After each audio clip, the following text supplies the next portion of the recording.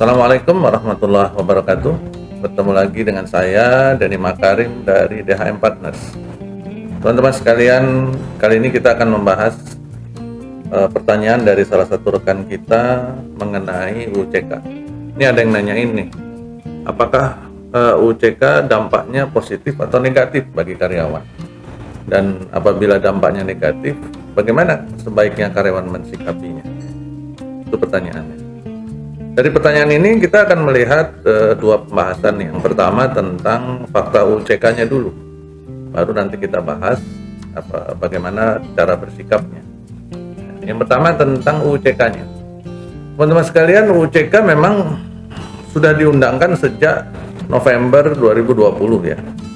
Kemudian dalam perjalanannya sekarang sudah sampai dengan muncul putusan Mahkamah Konstitusi. Ya, saat ini saya tidak ingin membahas tentang isi Mahkamah Konstitusinya, tapi lebih kepada status hukum dari si UCK. Demi hukum memang tidak bisa diingkari, UCK saat ini sudah menjadi hukum positif di negara kita. Ya, sudah menjadi hukum positif, artinya sudah menjadi bagian dari sumber hukum ketenagakerjaan. Itu adalah fakta hukum yang terjadi sekarang. Terlepas dari putusan MK yang baru-baru ini muncul di November tahun ini ya, 25 November kalau nggak salah ya, menyatakan bahwa ada inkonstitusional bersyarat, ada waktu 2 tahun dan sebagainya. Tapi sampai dengan nanti di ujung 2 tahun bagaimana hasilnya, apakah menjadi konstitusional atau menjadi inkonstitusional, hari ini itu masih menjadi hukum positif dan ini sudah berlaku. Kalau ditanya mengenai perbandingannya dengan undang-undang sebelumnya, nah ini yang menarik nih. Apabila saya mencoba melihatnya, membandingkan dari cara pandang undang-undang, yaitu di dalam Undang-Undang 13 itu ada cara memandang cara menafsirkan sebuah aturan dibandingkan dengan undang-undang, yaitu dilihat dari sisi kuantitas dan kualitas ya. Kuantitas dan kualitas bagi karyawan. Apabila kita melihat dari sisi kuantitas dan kualitasnya, ternyata memang tidak bisa dipungkiri bahwa UUCK, Undang-Undang Cipta Kerja ini secara kuantitas dan kualitas hampir semua pasalnya banyak yang lebih rendah daripada undang-undang sebelumnya, yaitu Undang-Undang 13 2003. Ini fakta bahwa ada sebagian kecil pasal yang terlihat lebih tinggi secara kuantitas dan kualitas, tidak bisa juga kita pungkiri. Contohnya apa? Misalkan dahulu di Undang-Undang 13 tidak ada kompensasi PKWT. Jadi kalau orang udah habis PKWT-nya, habis dah. Sekarang kalau habis PKWT, ada kompensasi PKWT yang dihitung 1 tahun 1 bulan upah. Kalau lebih dari itu pro rata, kurang dari itu pro rata ya. Terlihatnya bagus. Tetapi kalau kita mencoba membandingkan dengan seluruh pasal yang lain, di mana jangka waktu PKWT menjadi sangat panjang, bahkan sekarang ada 2 versi di dalamnya. Yang pertama ada yang paling lama 5 tahun, ada yang pasalnya di UCK-nya bilang bahwa jangka waktu PKWT disebutkan dalam perjanjian kerjanya. Nah, ini bisa memberikan penafsiran bahwa PKWT terserah sama yang buat. Mau bikin 5 tahun boleh, mau bikin 1 tahun boleh, mau bikin 1 bulan boleh, mau bikin 10 tahun juga nggak bisa dilarang ya. Nah, secara kuantitas dan kualitas memang ini nggak bisa dipungkiri bahwa ini menjadi lebih rendah. Belum lagi kalau kita membahas tentang masalah outsourcing, belum lagi kalau kita membahas tentang masalah PHK ya. Dan memang kalau dilihat dari sudut pandang karyawan, karena pertanyaan ini adalah bagi karyawan ya, pertanyaannya tadi bagaimana melihatnya dari sisi karyawan.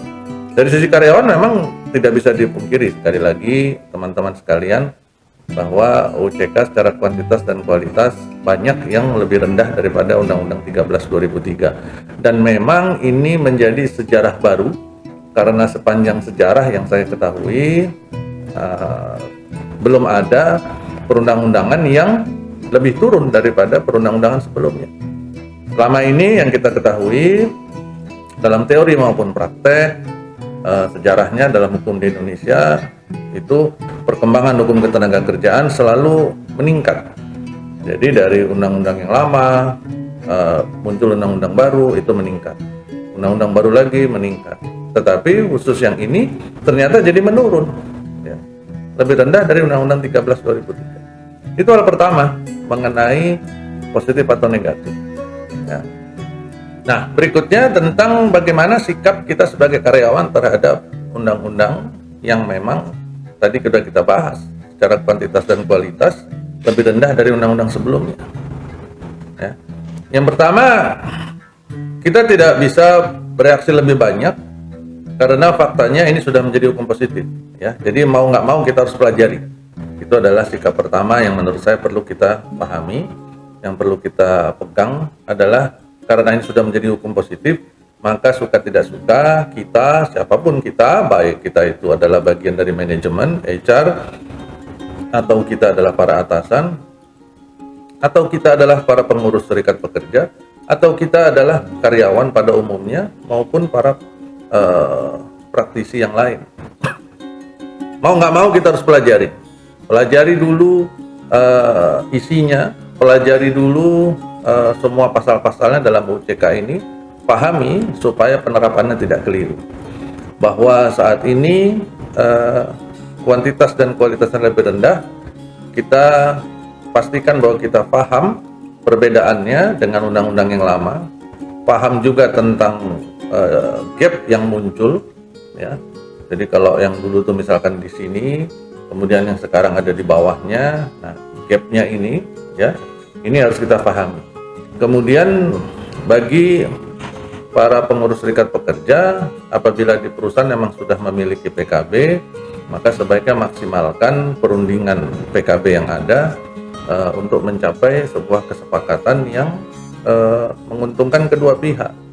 Artinya dari perusahaan juga tidak dirugikan karena tuntutan yang terlalu besar atau tidak realistis, paling tidak mungkin masih bisa mempertahankan kondisi, kuantitas dan kualitas yang sama seperti undang-undang yang lama, tapi di sisi lain dari karyawan juga tidak mengalami penurunan.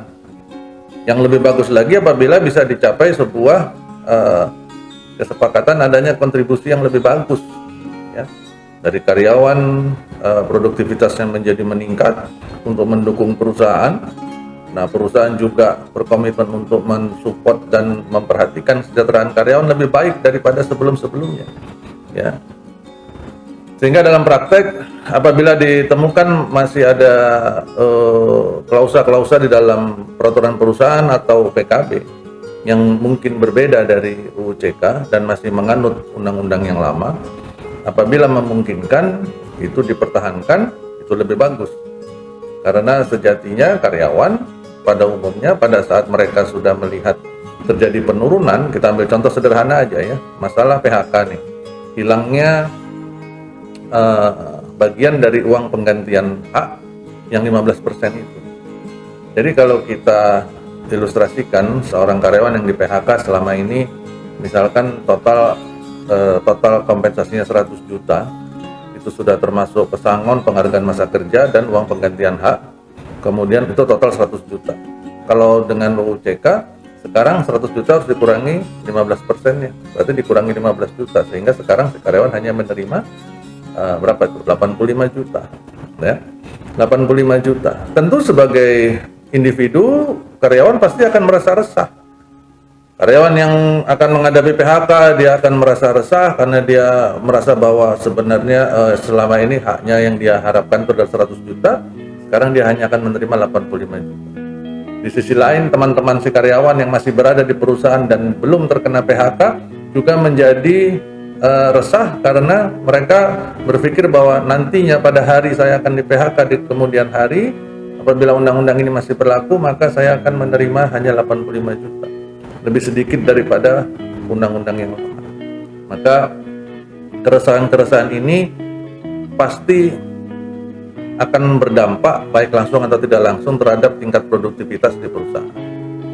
Nah, disinilah diharapkan kebijaksanaan, kearifan, dan kepiawaian pengelolaan sumber daya manusia dari manajemen maupun HR khususnya. Disinilah peranan para HR untuk bagaimana mempengaruhi atau mencari titik temunya. Di DHM kami terbiasa menyarankan kepada klien-klien kami untuk mempertahankan budget atau mempertahankan sistem yang ada pada Undang-Undang 13 2003, utamanya yang berhubungan dengan kompensasi kepada karyawan. Mengapa itu kami sarankan kepada klien kami? Karena dengan cara seperti itu sebenarnya secara anggaran, secara budget perusahaan tidak mengalami peningkatan. Karena selama ini perusahaan membudgetkan 100 juta ya sudah, nggak ada peningkatan sebenarnya. Justru opportunity untuk menurunkan itu yang dihilangkan.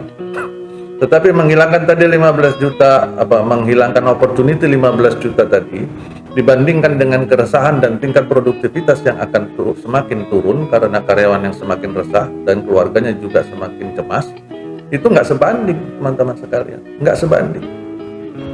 Sehingga ini yang perlu difikirkan matang-matang oleh teman-teman kita di manajemen. Dan di sisi lain juga saya melihat kemungkinan terbesarnya proses-proses perundingan PKB yang ada di perusahaan-perusahaan setelah munculnya UU CK akan menjadi relatif lebih berat perundingannya, secara kualitas perundingannya, karena salah satu pihak dalam hal ini adalah pihak serikat akan memiliki kecenderungan untuk mempertahankan pasal-pasal yang ada, minimal mempertahankan.